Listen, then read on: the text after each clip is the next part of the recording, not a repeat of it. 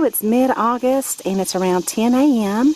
and I have a few chores I need to do in this herb container garden today. It's about 70 degrees Fahrenheit, and so I just want to show you how it looks before I start cutting things back and transplanting, and really I'm going to be preparing for the fall garden.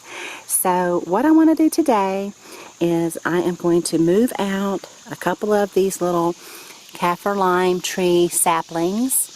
And you see the one in the middle is doing great. I'm going to give that some support. It's leaning over.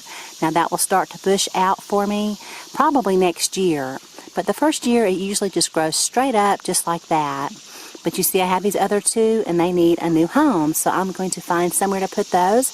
Probably over here in this basil container. All of this basil has bolted and the bees have been enjoying it. But I need that pot. So I am probably going to go ahead and move this out. Plus there's not a lot of flavor with this basil right now. The leaves are very light green, and that tends to be what happens once it's bolted. Of course you can always go ahead and use the flowers if you want to, if you don't have any other basil growing, but I do plant basil throughout the summer so that I always have some nice fresh growth, and I'll show you that here in just a minute. And then down here I have some Thai basil. One of the plants died on me and I'm not sure why, but I have some new growth down here at the bottom. So I'm going to cut some of this back and see if I can encourage some more new growth. I lost one basil plant completely, and again this is the Thai basil. It's a picky little plant. I think I had a lot of rain one week and not much sun, and it didn't like that too much. Basil likes a lot of sunlight and water, but not a lot of water and not much sunlight, or it will suffer from disease, especially as those temperatures start to cool down. And then again another bolting basil, and then I have the purple ruffle basil here. On this side of my container garden I have chives, and then I have a little lemon tree sapling there that I just sprouted from a seed that I bought at the grocery store from a lemon. Some oregano. These oregano flowers are purple. My other ones and my other oregano are white. This was one that I propagated from a little stem of oregano I pulled out of my ground. I showed y'all how I did that earlier in the summer. And then this is red reuben, and it's just covered up with flowers right now. No leaves. The bees love it. So this is a red reuben basil, and I'm going to leave this one out here for the bees. But the other basils that are bolting, I'll probably go ahead and pull those out. And then the rosemary is just wonderful. It's loving all of the sun and the heat and the warmth and the rain that we've been enjoying here in the western North Carolina mountains. Back here is the calamandan, little tree or bush, whatever you might want to call it. I would call it more of a bush. And then I put some Thai basil over here because there was a little spot for it. So that's doing very well. And then over here to my right, it looks kind of messy over here, but I have some more oregano down here. And that was some that I planted from seed. I just tossed my seed out. I covered that in that video for you guys too. So I'll make sure to leave a link to it. Tarragon is starting to look a little bit brown on me. Now there are some dill heads in here.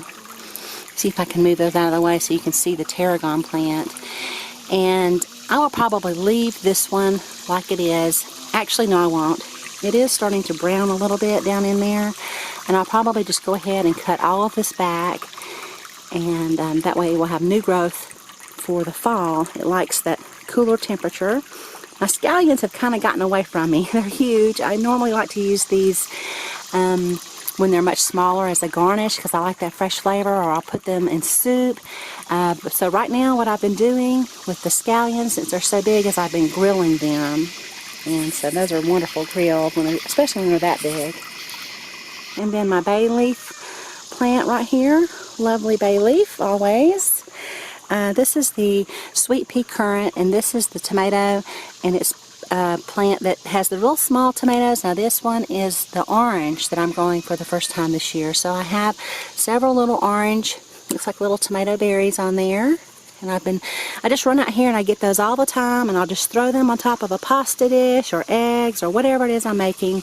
I'm always picking those little tiny tomatoes. And this is the thyme. This is French thyme, and I tossed out seeds of this in early spring. Again, that was also in that video I covered for you, so you can see how good it's doing now.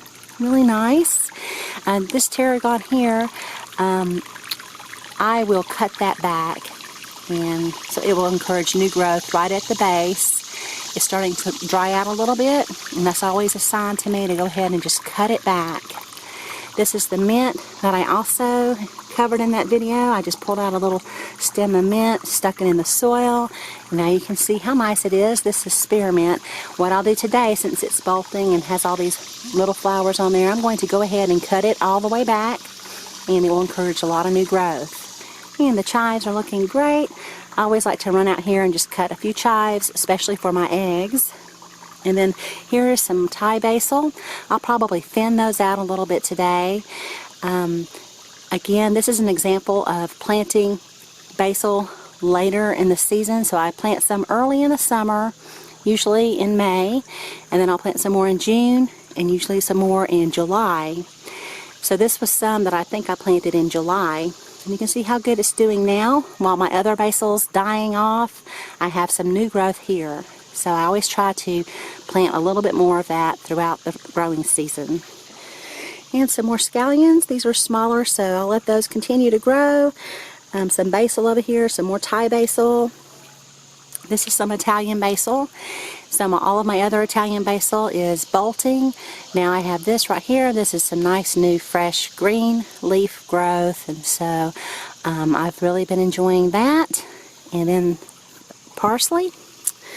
And then apple mint, which definitely needs to be cut back. And you know, all that will happen when I cut this back is I'll get a lot of nice new growth, and in the fall, especially around October, it will be just beautiful.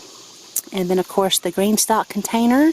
I haven't been tending to this as much this year. I've been really focusing on my pepper Greenstalk. I have all my peppers growing in that, but it's really doing nice for the pockets that I have planted, which include nasturtiums, and then of course all these sweet pea red currant tomatoes, the red shiso, which tastes exactly like cloves, a leafy clove. But mostly in the Greenstalk this year I have nasturtiums, and then I'm letting some parsley go to seed right up there, and then I have some Thai basil here. So there's a lot of stuff in here really.